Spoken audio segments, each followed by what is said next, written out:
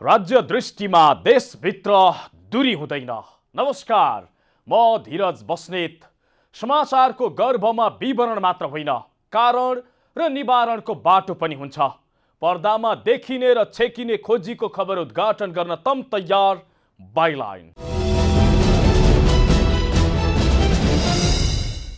दर्शकवृन्द, दुई दाजुभाइ अब हामी सँगै बस्न सक्दैनौँ, छुट्टिन्छौँ भन्दै काटाकाट गरिराखेका छन्।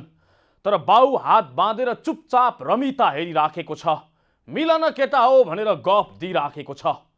ठ्याक्कै यस्तै भएको छ नेपाल कम्युनिस्ट पार्टी नेकपाको फुट प्रक्रिया र निर्वाचन आयोगको भूमिका।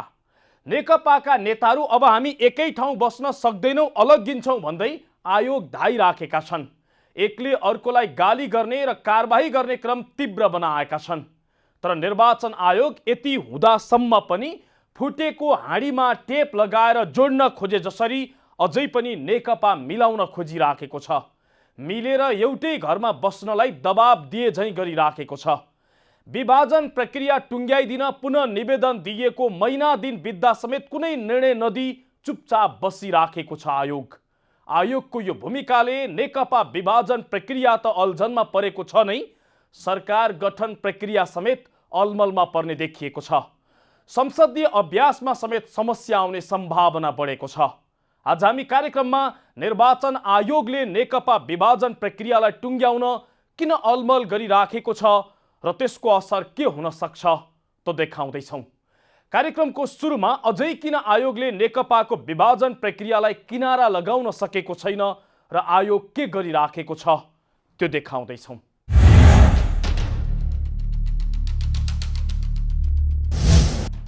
प्रतिनिधि सभा विघटन भएपछि सत्तारूढ नेपाल कम्युनिस्ट पार्टी नेकपा मिल्नै नसक्ने गरी दुई फ्याक भएको छ।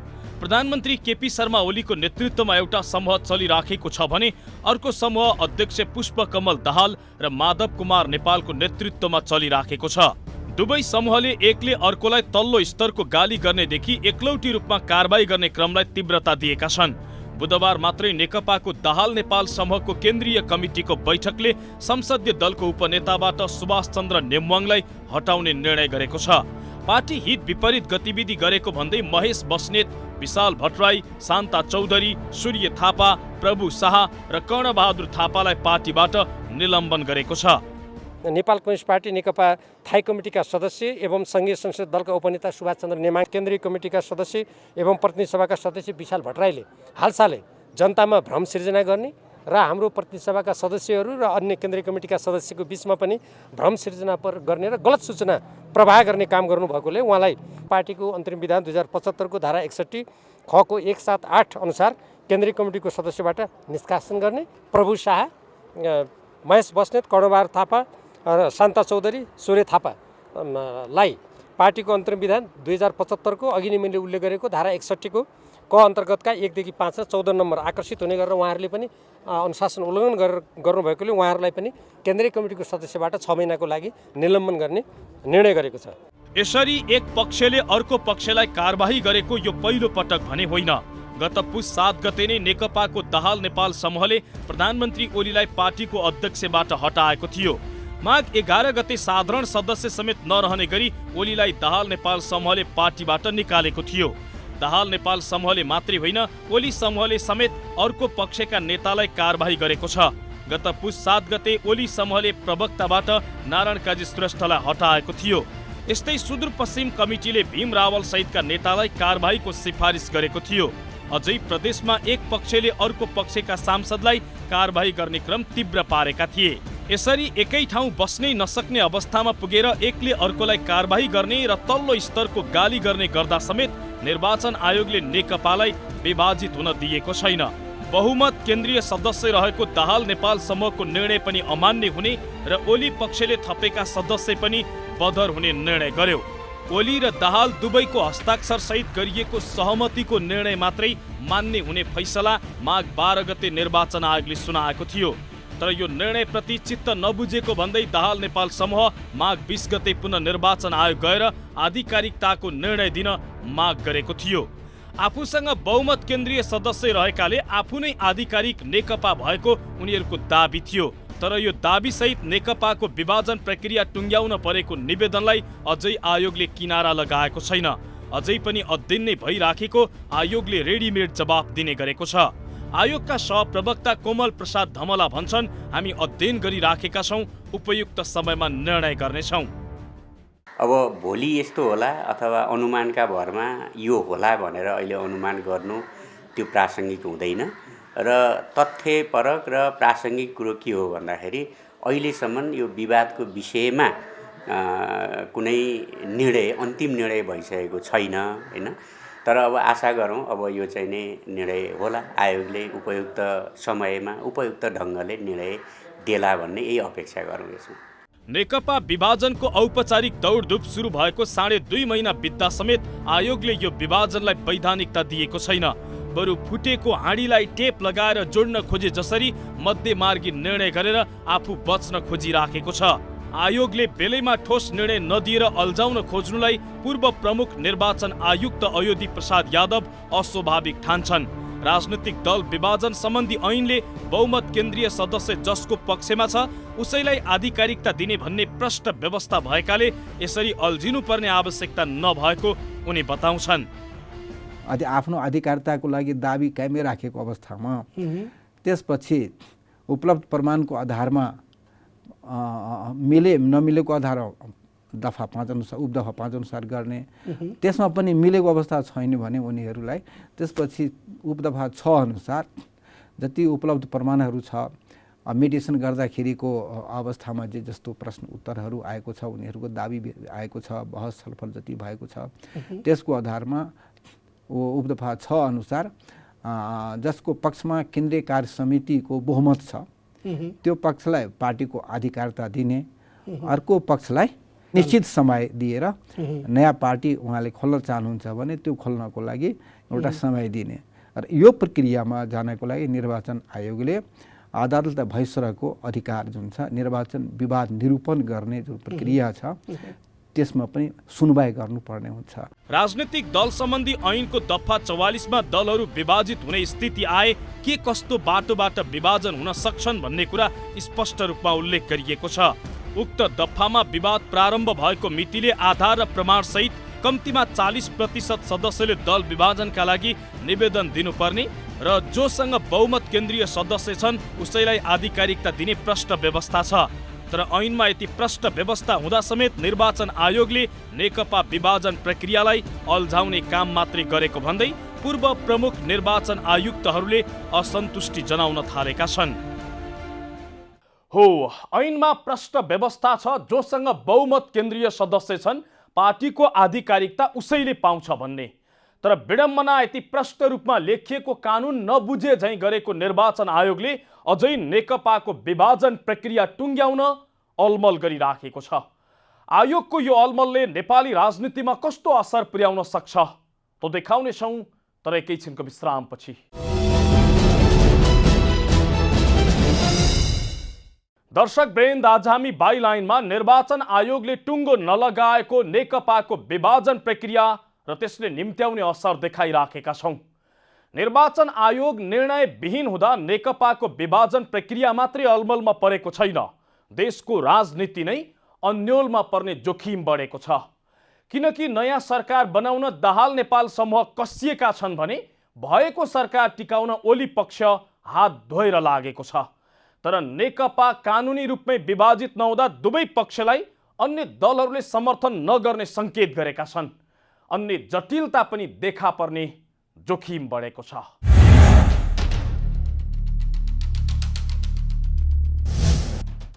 एकले अर्को पक्षलाई प्रधान शत्रु जस्तो व्यवहार गर्दै आएका नेकपाका नेताहरू निर्वाचन आयोगको अलमलकै कारण अहिलेसम्म कानुनी रूपमा एउटै पार्टीमा छन्।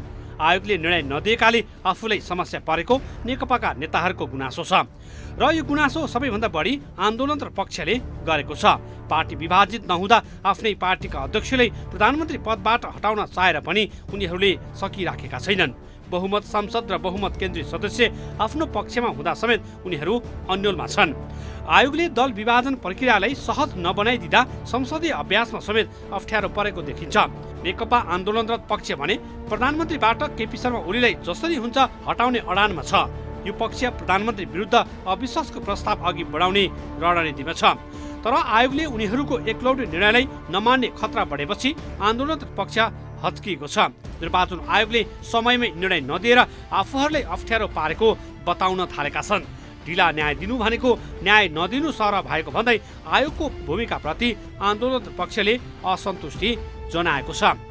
हामीहरू पक्षमा केन्द्रीय कमिटीको अत्यधिक बहुमत हुँदाहुँदै हामीले नेपालको कानुन बमोजिम, लोकतान्त्रिक मर्यादा र मान्यता बमोजिम, हामीले त्यस्तो माग गर्दा गर्दै पनि अहिलेसम्म त्यसमा कुनै स्पष्ट निर्णय जानकारी नआएकोमा हाम्रो केन्द्रीय कमिटीको बैठकले त्यसमा खेद प्रकट गरेको छ। लोकतन्त्रको स्वच्छ विकास र सुदृढीकरणको लागि निर्वाचन आयोगको निष्पक्ष तथा कानुन सम्मत भूमिका महत्त्वपूर्ण रहेको कुरा हामीले मानेका छौँ र त्यो तथ्यलाई मनन गर्नुको साथसाथै अब यो ढिला न्याय दिनु भनेको अन्ततः यो न्याय नदिनु सरह हो।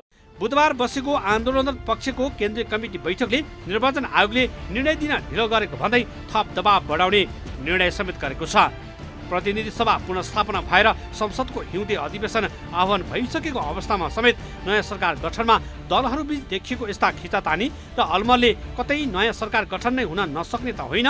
प्रधानमन्त्री ओलीले भने जस्तै पुनः संसद विघटन भएर चुनावमै जानुपर्ने अवस्था त आउँदैन भन्ने जस्ता शङ्का उपशङ्का पनि उब्जिन थालेको छ।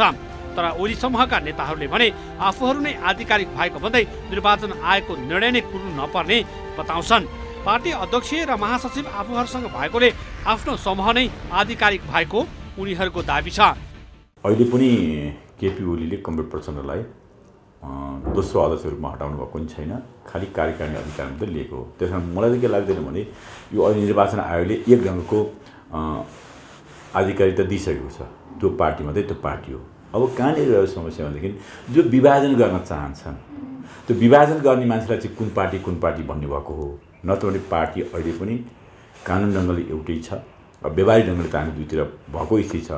त्यसले गर्दा अहिले हामीले निर्वाचन आयोगले अन्यथा निर्णय नगरिन्जेलसम्म पार्टी एकताबद्ध छ, त्यसको अध्यक्ष केपी ओली हो र निर्वाचन आयोगले केपी ओली, प्रचण्ड र विष्णु पौडेल भएको पार्टीलाई आधिकारिक पार्टी बनेको छ। प्रधानमन्त्री ओलीले आफूले सजिलै राजीनामा नदिने र जे निर्णय हुन्छ संसदमै हुन्छ अविश्वासको प्रस्ताव सामना गर्न आफू तयार रहेको सार्वजनिक रूपमै बताउँदै आएका छन्। मङ्गलबार मात्रै प्रधानमन्त्री ओलीले आफूले हटाउन सके हटाऊ भन्दै चुनौती दिएका थिए। त्यसैले पनि ओली यत्तिकै नहट्ने सङ्केत पाएका आन्दोलनरत पक्ष थप रणनीति बनाउन आन्तरिक गृह कार्यमा लागि परेका छन्। निर्वाचन आयोगले कुनै निर्णय नगरिदिँदा नेकपा अहिलेसम्म पनि आधिकारिक रूपमा विभाजित भइसकेको छैन। त्यसैले नेकपाका दुवै समूहलाई कांग्रेस र जनता समाजवादी पार्टीले समेत कुनै पनि पक्षलाई साथ दिएका छैनन्। यसरी कांग्रेस र जसपाले आन्दोलनरत पक्ष वा सरकार पक्षलाई साथ दिएनन् भने नेकपाका कुनै पनि पक्षले सरकार बनाउन सक्दैनन्। यसबाट नयाँ सरकार बन्न थप जटिल हुने देखिन्छ। नयाँ सरकार गठन हुन सकेन भने संसद पुनर्स्थापना भए पनि पुनः संसद विघटन हुन सक्ने खतरा हुन सक्छ। नयाँ सरकारका लागि आन्दोलनरत पक्ष कांग्रेस र जसपासँग गठबन्धनको तयारीमा निर्वाचन आयोगको निर्णय मुख्य भूमिका बनेको छ।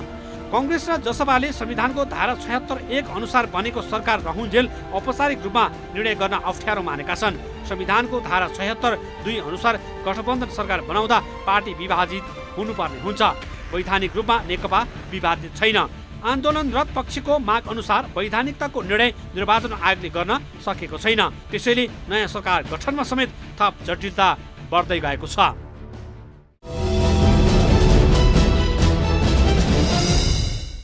दर्शक वृन्द, आज हामी बाइलाइनमा निर्वाचन आयोगले टुङ्गो नलगाएको नेकपाको विभाजन प्रक्रिया, त्यसले निम्त्याउने असर र संयुक्त रूपमा दलहरूले प्रधानमन्त्री ओली विरुद्ध लैजाने तयारी गरेको अविश्वासको प्रस्तावका विषयमा चर्चा गरिराखेका छौं। निर्वाचन आयोगले नेकपा विभाजन प्रक्रिया नटुङ्ग्याएपछि अलमलिएको दाहाल नेपाल समूह अन्य दलसँग मिलेर प्रधानमन्त्री ओली विरुद्ध अविश्वासको प्रस्ताव लैजाने तयारीमा जुटेको छ। आयोगको अनिर्णयले समस्यामा परेको यो समूह अन्य विकल्पको समेत खोजीमा जुटेको छ। कांग्रेस र जनता समाजवादी पार्टीको साथका लागि निरन्तर छलफल गर्दै आएको छ।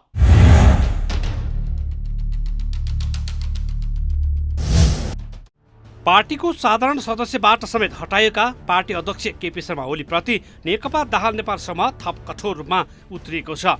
बुधबार पार्टी कार्यालय प्रेस डाँडामा बसेको दाहाल नेपाल समूहको स्थायी कमिटी बैठकले ओलीलाई संसदीय दलबाट हटाउँदा पनि प्रधानमन्त्रीबाट समेत राजीनामा नदिएको भन्दै बिहीबार संसदीय दलको बैठकबाटै हटाउने तयारी गरेको छ। नेकपा आन्दोलनरत पक्षको केन्द्रीय कमिटी बैठकले ओली समूहमा सक्रिय रहेका पार्टी संसदीय दलका उपनेता सुभाष नेङमाङ सहित 7 जनालाई पार्टीबाट निलम्बन गर्ने निर्णय गरेका छन्। यसअघि ओली समूहले पनि संसदीय दलका प्रमुख सचेतक देव गुरुङलाई हटाइएको थियो। अहिलेको मुख्य पेचिलो विषय के छ भने नेकपा दुवै पक्षले निर्वाचन आयोगबाट आधिकारिकता पाएका छैनन्। नेकपाको भविष्य के हुने भन्ने कुरा निर्वाचन आयोगको निर्णयपछि निश्चित हुनेछ। पार्टीभित्रको विवाद समाधानका लागि निर्वाचन आयोगमा पुगेको लामो समय भए पनि आयोग निर्णय गर्न अलमलिएको भन्दै दाहाल नेपाल समूहले आयोगलाई छिटो निर्णय दिन माग गरेको छ। नेकपाका दुवै समूह अलग अलग भए पनि आधिकारिक रूपमा पार्टी विभाजन भने भइसकेको छैन। त्यसैले पनि नयाँ सरकार बनाउन थप जटिलता पैदा भएको देखिन्छ। दुवै समूहबीच विवाद सुरु भएको 2 महिना बितिसक्दा समेत कुनै पक्षलाई आधिकारिकता नदिँदा राजनीतिक समस्या उत्पन्न भएको नेताहरूको भनाइ छ। गत पुस 5 गते संसद विघटन भए यता विभाजित नेकपाको 2 समूहले एकले अर्को पक्षलाई कारबाही गर्दै आइरहेका छन्। ओली समूहका नेताहरूले भने आयोगलाई आफ्नो हिसाबले काम गर्न दिनुपर्ने भन्दै आयोगले आफूहरूको पक्षमा निर्णय गर्ने विश्वास व्यक्त गरेका छन्। वैधानिक ढङ्गले कानुन ढङ्गले त्यो छिनोफानो गर्नको लागि मेरो सुझाव चाहिँ उहाँहरू अदालत गए हुन्छ, त्यसले छिनोफानो गर्छ। निर्वाचनलाई एक ढङ्गले निर्णय दिइसकेको छ। पार्टी विभाजनको माग गर्ने समय पनि म्याद पनि सकिसकेको छ। त्यसो भएको कारणले गर्दाखेरि अब ढिलो नगरिकन जो असन्तुष्ट पक्ष छ त्यो सर्वोच्चमा गएर चाहिँ त्यसबाट चाहिँ छिनोफानो गरेर आउँदा उपयुक्त हुन्छ। अन्यथा केपी ओलीले जे नेतृत्व गर्नुभएको छ, विष्णु पौडेल महासचिव पनि छ, हाम्रो विधानको व्यवस्था पनि त्यही हो, सहमतिको आधारमा जाने र निर्वाचन आयोगले नै भनेको छ 2टा अध्यक्षकै आधारमा अगाडि बढ्ने। अहिलेसम्म त्यही भएको कारणले गर्दा बेग्ला बेग्लै गरेका हिजोका निर्णयहरू चाहे त्यो केपी कमरेडको तर्फबाट भएका हुन् चाहे त्यो प्रचण्डजीको तर्फबाट त्यसलाई मान्यता दिएको छैन। निर्णय त्यही हो। त्यो निर्णयलाई नबुझ्न चाहिँ मैले चाहिँ उलाएको छ। किन नबुझेको? निर्णय त दिइसकेको छ। संसद पुनर्स्थापनापछि प्रधानमन्त्री ओलीले राजीनामा दिने दाहाल नेपाल समूहको विश्वास थियो। तर ओलीले संसदमै अविश्वासको प्रस्ताव सामना गर्ने भन्दै राजीनामा नदिएपछि यति बेला नयाँ सरकार गठनको कार्य पनि जटिल बन्दै गएको छ। संसद पुनर्स्थापना लगतै नयाँ सरकार बनाउने दौडधुपमा लागि परेका दाहाल नेपाल समूह अझै अन्योलमै छ। नेकपा भित्रको अङ्कगणित हिसाबले आफूहरू बलियो भएको भने पनि ओलीले हटाउन कठिन हुने सङ्केत देखेपछि दाहाल नेपाल समूह अहिले संयुक्त अविश्वास प्रस्तावको कसरतमा जुटेका छन्। ओलीले अविश्वासको प्रस्ताव सामना गर्ने सार्वजनिक चुनौती दिएपछि दाहाल नेपाल समूहलाई कङ्ग्रेससँग मिल्नै पर्ने बाध्यता छ भने कङ्ग्रेसले पनि आफ्नो साख बचाउनु पर्ने अवस्था छ। त्यसैले अहिले दाहाल नेपाल समूहले संयुक्त रूपमा अविश्वासको प्रस्ताव ल्याउने तयारीमा जुटेका हुन्। यदि हामीले अविश्वासको प्रस्ताव राख्ने बिन्दुमा पुगेको निर्णय गर्यौँ भने त्यति बेला तपाईँले भन्नुभएको जस्तो नेपालको संविधान बमोजिम प्रधानमन्त्री हुने व्यक्तिको नाम समेत राखेर हामी अगाडि जान्छौँ। तर हामी त्यो चरणमा अझै पुगिसकेका छैनौँ। हाम्रो छलफल जारी छ। प्रधानमन्त्री ओलीले दाहाल नेपाल समूहलाई थकाएर आफ्नै नेतृत्वको सरकारलाई निरन्तरता दिने रणनीति मिलाएका छन्। यसका लागि ओलीले पनि कङ्ग्रेस र जसपासँग छलफल अघि बढाइसकेका छन्। तर कङ्ग्रेस र जसपाले पहिला नेकपा आधिकारिक रूपमा विभाजन नभएसम्म आफूहरूले कुनै पनि समूहलाई समर्थन गर्न नसक्ने जनाएपछि दाहाल नेपाल समूह रणनीतिक योजनामा लागेको छ। नयाँ सरकार बनाउन वा यही सरकार टिकाउन नेपाली काङ्ग्रेसको भूमिका निर्णायक हुनेछ। काङ्ग्रेस दाहाल नेपाल समूहसँग मिलेर नयाँ सरकार बनाउँछ कि ओली समूहसँग मिलेर सरकार चलाउँछ वा दुवैसँग नमिली संसद पुनः भङ्ग हुने अवस्था बनाउँछ, त्यो भनिहाल्न सकिने अवस्था छैन। तर मुलुकको परिस्थिति जटिल बन्दै गएका बेला निर्वाचन आयोगको अनिर्णयलाई भने सामान्य रूपमा हेर्न सकिने अवस्था छैन। आफूमाथि थप प्रश्न उठ्नु अघि नै आयोगले बेलैमा निर्णय दियोस्, अलमल र अन्यल हटाउने काममा अग्रसरता देखाओस्। हौस् त, आजलाई निर्वाचन आयोगले टुङ्गो नलगाएको नेकपाको विभाजन प्रक्रिया र त्यसले निम्त्याउने असरको प्रसङ्ग यति नै। मुलुकको माटो जहाँ छोए पनि राष्ट्र एकैचोटि जागरुक हुन्छ। यो दूरीविहीन आचरण नै समाचारको मूलधार बाइलाइन अर्थात् जिम्मेवार पत्रकारिता। नमस्कार।